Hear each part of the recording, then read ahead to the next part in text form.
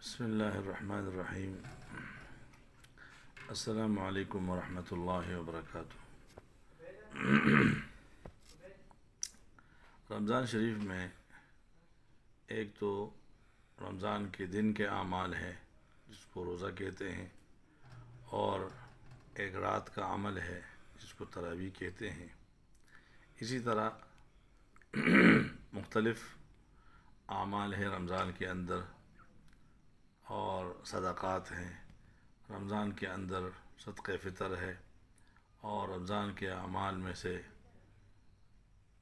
جو قرآن پاک کی تلاوت ہے، درود شریف زیادہ زیادہ پڑھنا، اور تہجد کا اہتمام۔ بعض کچھ چیزیں ایسی ہیں جو ان کا پڑھنا اور ان میں دنیا اور آخرت کی کامیابیوں کے ساتھ انسانی ضرورت اور حاجت اور دنیاوی وسائل، مشکلات، ان کا حل بھی ہے۔ ان میں سے یہ ہے کہ اعمال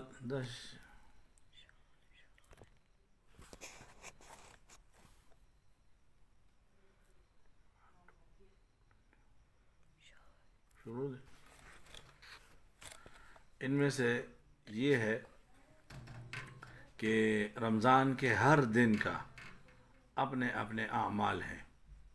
صبح فجر کے بعد، دن بھر میں، ظہر کے بعد، اور عصر کے بعد، مغرب کے بعد، عشاء کے بعد، اور ان اعمال اور وظائف کو اگر آدمی کر لے تو بہت زیادہ فائدہ ہوتا ہے۔ اگرچہ چوتھے روزے اور پانچویں روزے کا میں نے پوسٹ لگایا تھا، لیکن اور اس سے پہلے پہلا، دوسرا، تیسرا روزہ اس میں تھوڑا سا ٹھیک نہیں تھا، تو اس لیے وہ نہیں کر سکا۔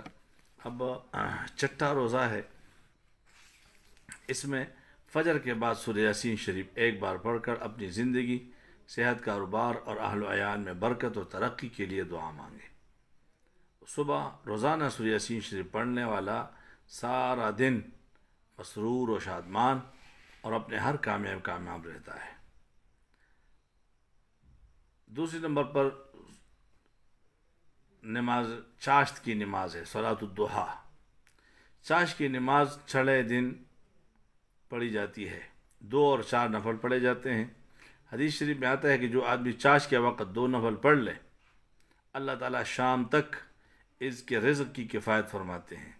ایک اور حدیث میں ہے کہ آدمی کے جسم میں 360 جوڑ ہیں، جن میں سے ہر جوڑ کی طرف سے روزانہ اسے صدقہ دینا چاہیے۔ دن بھر میں یا ذا الجلال والاکرام، یا ذا الجلال والاکرام۔ رسول اللہ صلی اللہ علیہ وسلم خود بھی دعا میں اس نام کو اللہ تعالیٰ، یعنی اللہ تعالیٰ کو اس نام سے پکارتے تھے، اور اس نام کو پکارنے کی تلقین فرما کرتے تھے۔ ظہر کے بعد سورہ فتح، پارہ نمبر 26 میں یہ صورت ہے، سورۃ الفتح، انا فتحنا لک فتحا مبینا، ایک بار تلاوت کریں۔ پھر عصر کے بعد سورہ قریش، لإلاف قریش إلافهم رحلة الشتاء والصيف فليعبدوا رب هذا البيت الذي أطعمهم من جوع وآمنهم من خوف، یہ 72 دفعہ پڑھے۔ اس کی تلاوت ہر طرح کی مالی پریشانی کے خاتمہ کے لیے اکسیر کا درجہ رکھتی ہے۔ پھر مغرب کے بعد سورہ الطارق، پارہ نمبر 30 میں یہ 3 دفعہ پڑھے، والسماء والطارق وما ادراک ما الطارق، آخر تک۔ پھر عشاء کے بعد 2 نفل قضاء حاجت کی نیت سے پڑھے اور یہ دعا پڑھے۔ حدیث شریف میں ہے کہ ایک صحابی ان الفاظ میں دعا مانگ رہے تھے، نبی کریم صلی اللہ علیہ وسلم نے مجلس میں حاضر صحابہ کرام سے فرمایا کہ اس آدمی نے اسم اعظم کے ساتھ دعا مانگی، جس کے ذریعے مانگی جانے والی ہر دعا قبول اور ہر حاجت روا ہو جاتی ہے۔ وہ دعا وہ کیا ہے؟ یہ ہے، اللہم انی اسألک بأنی اشہد انک انت اللہ لا الہ الا انت الاحد الصمد الذی لم یلد ولم یولد ولم یکن لہ کفوا احد۔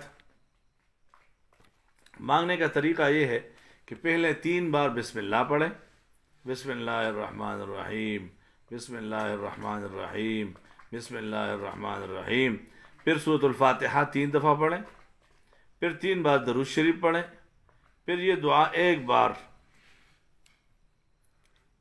پھر درود شریف 3 بار، اور آخر میں آمین 11 دفعہ پڑھیں، آمین آمین آمین۔ انشاءاللہ اسی طرح مانگی گئی ہر مراد اللہ تعالیٰ پوری فرمائیں گے۔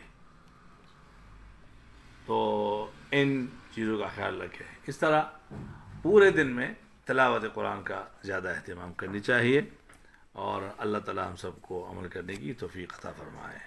والسلام علیکم ورحمۃ اللہ وبرکاتہ۔